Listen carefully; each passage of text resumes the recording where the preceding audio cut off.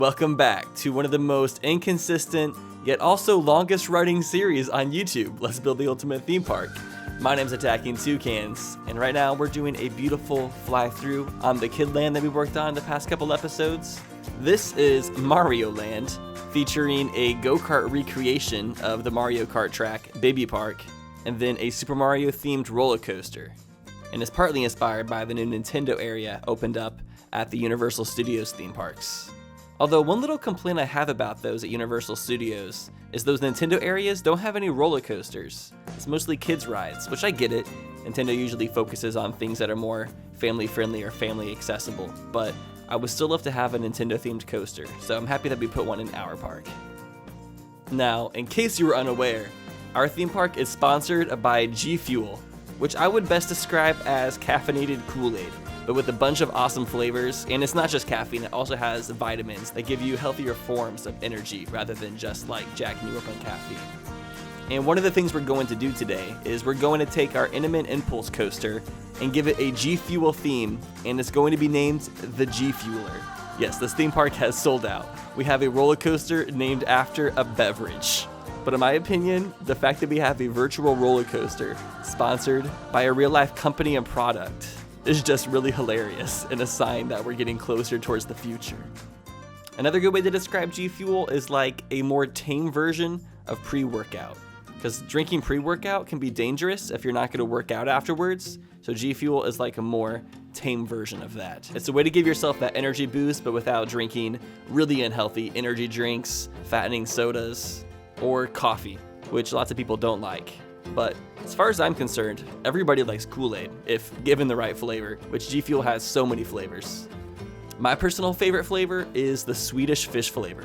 I love the candy Swedish fish, and the Gfueler flavor of it is really tasty in my opinion. I can drink so much of it. If you are interested in checking out Gfueler products yourself, you can go to gfueler.com. I'll put a link in the description, and you can use code TUCANS, that is TUCANS, to get 10% off your order. Thank you for listening to me talk about a beverage for a minute. Now let's get back to talking about what I'm building. Now today we're going to be decorating the area around the Gfueler roller coaster, and we're going to be doing so by building a hotel for the guests to stay at after spending a long, arduous day at the Toucan Kingdom. And we're also going to have an area for the guests to get food and a gift shop that's going to be attached to the exit of the Gfueler. Now this is the second hotel that we're building in our theme park. The first one is in the middle of the theme park in the French Riviera section, which I know some people have been concerned about. They're like, it's kind of weird that there's a hotel in the middle of a theme park. But in my opinion, I think that's okay.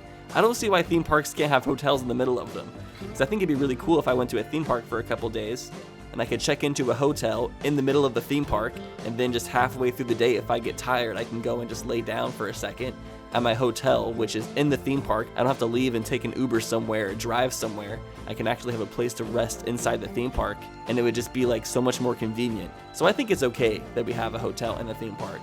But this one, we're gonna build in the very front of our theme park and mimic what other theme parks more often do, which is have the hotels surrounding the perimeter of the theme park.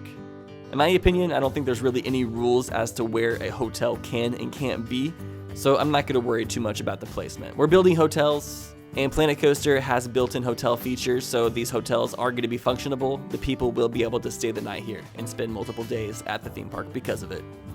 Now, as far as the architecture style goes for this hotel in this front little area of the theme park, I'm going for a very modern and more open style by having a lot of windows.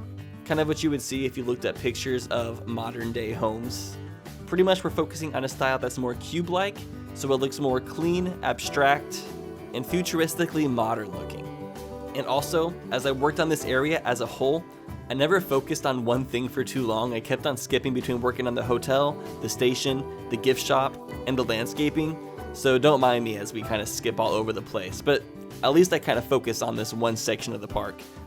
Another scenery piece I really like are these tribal looking poles. I put them on the edges of a lot of our doorways and on the edges of our buildings because I think it combines really well with the really bright red walls. And it adds a nice level of intricacy in comparison to the more simplistic style we have going for the walls. So we're going to spend a few more moments just decorating and doing some landscaping to just make things look a little bit more complete.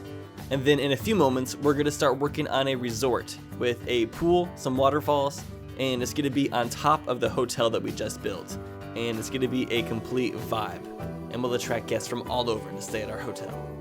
And something I'm going to do for these videos, which you might notice on this video, is I'm going to use that new timestamp feature that YouTube introduced that allows me to split my YouTube videos up into sections. And I'm going to start sectioning off these Planet Coaster videos a little bit better, so you can kind of like scan across them and see what I work on in each video. I don't think it's necessary, but I think it might just be a fun thing to play around with. I haven't really tested out the feature too much, so I kind of like want to use it on something, and this is the main thing I'm working on, so it makes sense for me. I'm not going to do it for every video in the series, but I think on some of the videos where we work on a lot of different things in one episode, it would make sense to split it up using timestamps and make it a little bit more clear what's happening. Give the video some structure, like a table of contents. You know, shed some light on the situation. As you see, we're lighting things up right now. This is one thing that I'm trying to do more frequently, is light as I'm building, instead of building a whole lot of stuff and then having to go and light up a ton of scenery at once. Because sometimes I get really bored having to light up a bunch of scenery at one time because I just don't use lights for a while. And then I get annoyed at myself, so now I'm trying to sprinkle in more lighting sessions so I don't get frustrated at myself in the future. And on top of that, the lights just look nice and add a good level of detail to anything that you're building. It adds some extra depth, just having little things poking out, sticking out of your walls or from the ground. Okay, so we are finishing up some of these simple decorations. This building is more simplistic, but once we add all the foliage and fences and lights and bushes, it raises the quality of the area exponentially. So next, we are preparing the area for our resort. The list of things I want to have out here are a swimming pool. We're going to have some waterfalls, some lockers for people to change, some places for people to lay out or to relax and sit and enjoy a beverage. I would like to have a drink stand and a place for people to get some food. Now, we don't have a whole lot of space, but I'm pretty sure I can work with what we got. So we have a swimming pool that kind of snakes across this patio, and I used a more high quality looking stone texture for the sides of our pool so it would look expensive. And then I imported a video of a pool texture and I placed it on the screen that I used to fill up the pool and made it seem like the pool was filled with nice, expensive, chlorinated water. And then later, I'm going to place a bridge that leads across the pool so the guests can get to the other side. And we're also going to have a balcony that goes around the edge of what's going to be an infinity pool, which is where the side of a pool usually has a waterfall instead of an actual like concrete edge that you can get up onto to make it look like the water just randomly ends out of nowhere. It's a really cool looking concept, and I wanted to use it here and have it lead to a waterfall that goes down to another pool of water. So yeah, you can pretty much see what we're doing here. We're having this little section of the path come out around the edge of the pool and having the pool have a waterfall that drips down to this pond below. You know, I just wanted something a bit more creative than just a basic swimming pool. Now, one thing I did not have space for, unfortunately, was a hot tub, which I feel like is kind of a sin at a resort because most people prefer hot tubs over swimming pools because they're warm and people like warm water way more. It's just way more cozy. But since this is my theme park and I can make the rules, I can just say that the swimming pool is heated to the perfect temperature to swim in. And if that's the case, we actually don't need a hot tub. This is a close comparison. And I think another great thing about the location of this pool is whenever you look out towards the theme park, you pretty much have a full landscape view of the entire theme park of the Toucan Kingdom, which is very photogenic. And then we head back down to the ground level of the hotel, and I decided to have a door that led from the lobby of the hotel out to this patio, and I put some seating so people could come out here and eat some food or whatnot and have the space be functional. Unfortunately, the pool's not going to be functional because it's just a screen with a video of water on it, and I'm not going to have guests come up here and walk around or anything because it would be too difficult and it wouldn't look as good if I did that. But I still got my fingers crossed that in the future we'll get some water park or pool expansion. I mean, I doubt it's going to happen at this point. If it does, it's going to be some sort of addition to Planet Coaster 2. But we are to the point where we just had the console release of Planet Coaster, so that is something that the developers don't have to really worry as much about anymore. So hopefully they're going to be free to start working on some other things. I wish I had insight to know what Frontier was working on because I'm always interested in their games. I honestly need to play more Frontier games as well. I still haven't played the Jurassic World Evolution game by Frontier, which I have in my Steam library, I just never got around to it. Maybe that's something I should try out in the near future, just to show my support towards the developers. And something else you might notice is this water is very bright during the nighttime.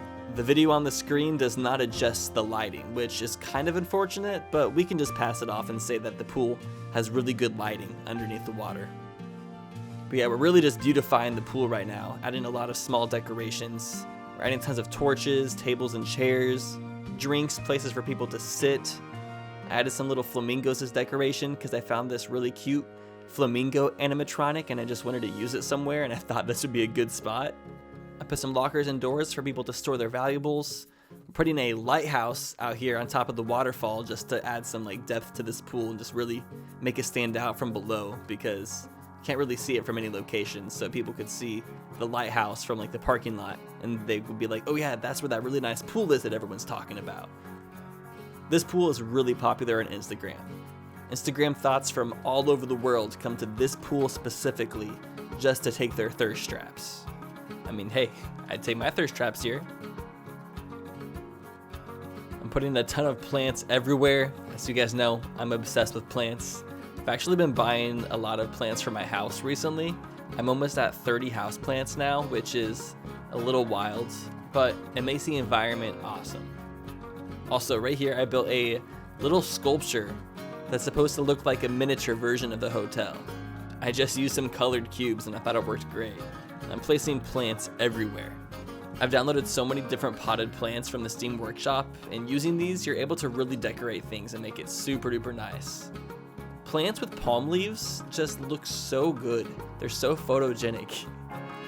Of course, we gotta place our little toucan. Then let's go ahead and decorate the lobby. Our hotel lobby needs a Mr. Mosby and Esteban. That's truly the only thing it's missing to be perfect. And I ended up naming the hotel Stacked, but I put these little signs inside that said Sedgwick Hotel because they just had this as a scenery piece, and it makes it seem like it's part of a hotel chain or something like that. So Sedgwick Hotel is the name of the hotel chain, and then Stacked is the name of the hotel itself. I think it's a decent hotel name. I'm not really sure. I'm not really experienced at naming hotels. And as a quick reminder, if you're enjoying the video, please help it out by giving it a thumbs up. It helps the video out in the algorithm and lets YouTube know that you're enjoying it. Okay, so the food that we're selling right here is going to be a churro stand, which I have a few festive scenery pieces to place alongside this. I got this custom scenery piece, which is one of those Coke machines where you're able to mix different flavors, such as like vanilla and cherry into your Coke or having like lime flavored Sprite. Does anybody know the best soda combination that you can get from one of those machines? Are there any soda machine secrets that I don't know about? The pool's looking nice. I'm placing some doors in this little tower section to make it seem like there's a staircase and elevator leading up here. Of course, we gotta add a few more lights, but I'm doing a pretty good job at keeping things lit as we go. And on top of that, lighting is one of the coolest things about this game, so I should be lighting things up as I go just to be showcasing how good things look once you update the lighting to them. But wow, I'm loving the way this whole resort came together. It's looking super nice. It just looks so moody during the nighttime, having the light from the tiki torches placed everywhere. And of course, we also gotta place some lights onto the Gfueler. I'm so happy that we got all of this done this episode because the front of the park is gonna be looking so much better. The left-hand side of the entrance just looks so empty and plain, but now it's like one of the most poppin' parts about the whole entire park. So the next thing that we're gonna do during this episode might come a little bit as a surprise. We're gonna go all the way back to the second coaster we built, the Gamma Ray. And we're gonna give this coaster a bit more scenery. I put a lot of work into the station and into the line leading up to this coaster, but as far as the actual coaster itself went, there wasn't much scenery. The whole entire thing just consisted of looping around this weird alien landform. Pretty much what I'm wanting to do, and this might take me a little bit, but I think it's going to be worth it. I'm going to place a few more laboratories and underground hidden alien bases that you go through to give a little bit more personality to this coaster, because right now it's good, but I think it needed a bit more, and it's been bothering me for a very long time, so I decided let's go ahead and just do it. So on this episode, I'm just going to focus on some of the outer shells of the buildings we're going to have, but I'm going to be building some new laboratories with aliens running experiments. And the whole purpose of this coaster is mainly going to be to spy on the alien bases. It's not going to be anything too crazy, but I definitely think it's going to improve the overall ride by a lot. Because right now, most of the scenery is only viewable from being in line. We needed some scenery that you can actually see while riding the coaster itself. And the next couple episodes, I'm mainly going to be just dedicating towards decorations. I just really need to go back and just finish some of the rides that we've started. So many rides and areas of this park are at 95% completion. And over the next 2 to 3 episodes, we're going to go through and get all these areas polished up completely and up to 100% completion. That is the main goal. So I'm going to add some trees to this small area that we had open for a little bit until we decide to put something here, just to make this part a little bit more finished, because right now it sticks out like a sore thumb. And just naturalizing an area really quickly can pull it all together real quick. And then the last thing we're going to do this episode is we're going to start putting together the last portion of our Mario coaster that we've built. So for the latter half of this coaster, I wanted to go into a little small underground dungeon that's themed after Bowser's Castle, and it's going to be filled with lava, fire, and some models of Mario defeating Bowser. Because we can't have the entirety of this Mario land be only the happy stuff. We got to give our good boy Bowser some representation as well. And most of the work for this is going to be excavation and placing blocks and lava down. So I have a little story that I want to finish this video off that's kind of unrelated but related at the same time.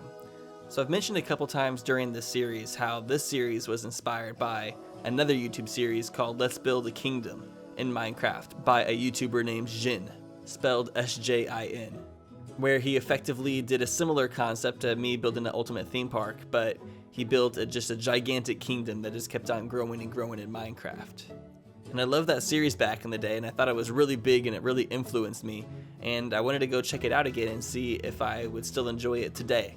And I went and I watched like the first 20 episodes, and I was like, yeah, this still holds up, it's really good. But I was really surprised that this series, Let's Build the Ultimate Theme Park, has overall passed the other Minecraft series that I'm talking about, which is kind of wild to have your own content become more viewed than the content that it was inspired by. But at the same time, I'm not surprised because there ended up just being so many Minecraft YouTubers and there's just a plethora of Minecraft content out there. But as far as Planet Coaster goes, there is not very many people creating Planet Coaster videos. So fortunately, this series has got to stay up higher in the search results for this game when Minecraft is like a war zone when it comes to making content. But yeah, it was nice getting to go back and rewatch that and experience some of the nostalgia. Remembering watching that for the first time like 7 or 8 years ago. Like some people have left comments saying that they get nostalgia watching the beginning of this series, and that's only 4 years ago. Wait until the series is like 10 years old. That's when things can start really becoming nostalgic. Although I feel like things are becoming nostalgic faster and faster nowadays because of how frequently new stuff is coming out all the time. And that's all we're going to work on this section for now. I'm going to cover it up with a bit of ground. We're going to blend this in a lot better. Still got a lot of work, but I just wanted to get some stuff started at the end of the episode. I'm not sure if you've noticed, but sometimes I like to start the framework of new, bigger projects at the end of episodes just to get kind of the forefront stuff out of the way and allow the detail placing to be at the beginning of other episodes so you guys can see prettier stuff on the screen at the beginning of videos. But anyways, we're going to go ahead and call this an episode here. We're going to end the video off by giving a slow little tour of all the stuff that we built this episode. We finished the station for the iconic Gfueler coaster. It is looking gorgeous. We have a churro stand, which serves some delicious churros, way better than the ones at Disneyland for sure. We got the hotel named Stacked, which might actually be the name of a burger place as well, but I don't care. That's also the name of our hotel. And we built a resort and infinity pool on top of our hotel with a bunch of little different things to do. Seeing this is making me want to go on a night swim for sure. And then we have some beds that you can rent out and lay out in the sun, get some nice rays. We have some beverages that you can buy. Everybody loves an ice cold beverage, it's amazing. Then we can look back out and see a good view of the park. And we'll head back down and look at the stuff we built. But anyways, thank you all so much for watching. If you enjoyed the video, please give it a thumbs up. And I will see you guys in the next one. Take care and have a great day.